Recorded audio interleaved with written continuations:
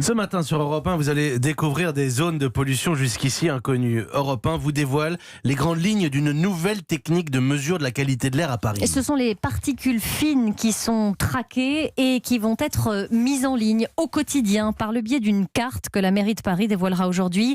Et d'ores et déjà, les premiers résultats surprennent Virginie Salmen. Eh bien, vous ne passerez plus au-dessus d'une bouche de métro sans y penser. Des particules très fines, c'est-à-dire de moins de 2 microns et demi, s'en dégagent et il y en a 300 dans la capitale. Ces nuages de pollution invisibles ont été détectés par Pollutrack, un système de capteurs fixé sur 400 voitures électriques, dont des voitures avec chauffeur qui sillonnent Paris jour et nuit. Résultat, contrairement aux 3 capteurs fixes d'Airparif, ces nouveaux dispositifs peuvent repérer des foyers de particules très localisés, comme des cars de tourisme le long des Champs-Élysées, les sorties de parking souterrains mal ventilées ou encore des rues à effet canyon, c'est-à-dire des rues étroites où les bâtiments sont très hauts, ce qui provoque un embouteillage de particules. De l'air venu du périphérique peut s'y retrouver coincé les jours de très faible vent. C'est le cas de certaines rues du Marais, par exemple. En revanche, la place de l'Étoile, qu'on aurait pu croire polluée en raison de la circulation dense, se révèle particulièrement bien aérée. Ces mesures d'une précision inédite, pas encore validée scientifiquement, pourrait permettre d'organiser la ville autrement avec des espaces verts ou des fontaines placées à des endroits judicieux pour tenter d'éteindre ces différents foyers de pollution. Les précisions de Virginie Salmen pour Europe 1. Bonjour Emmanuel Grégoire. Bonjour. Vous êtes le premier adjoint à la mairie de Paris.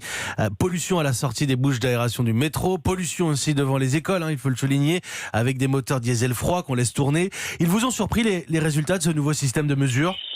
Alors, pour beaucoup, non, parce qu'on connaissait les sources de pollution. Mais concernant ces particules fines, oui, on a découvert des zones hyper localisées, très polluées, qui ne sont pas instinctivement ce qu'on avait en tête. Et donc, c'est l'un des objectifs. La lutte contre la pollution, c'est d'abord de la pédagogie, c'est de la compréhension. Et ces cartes que nous mettons en ligne de façon transparente sont l'un des moyens d'éclairer le débat public sur les sources de pollution. Alors, Anne Hidalgo parle concernant la pollution à la sortie des bouches de métro, de rejet de particules fines à des niveaux de danger exceptionnels. La RATP va être saisie.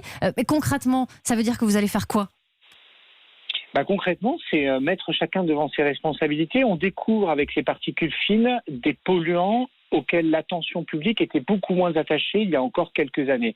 C'est le progrès de la science, de la compréhension des enjeux sanitaires.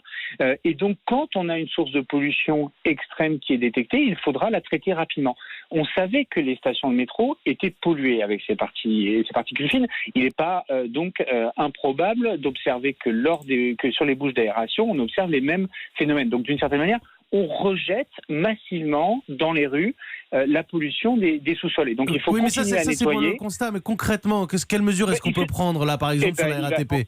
Il va falloir installer des usines, des unités de traitement de l'air avant que les extracteurs recrachent l'air dans la rue. Il faudra s'y mettre collectivement. Ce ne sera pas du jour au lendemain. Ce sera de la responsabilité de la RATP. Nous allons travailler avec elle pour cela. Voilà, travailler avec chacun. Donc, merci Emmanuel Grégoire, premier adjoint à la mairie de Paris, d'avoir été en direct dans ce journal de 7 heures.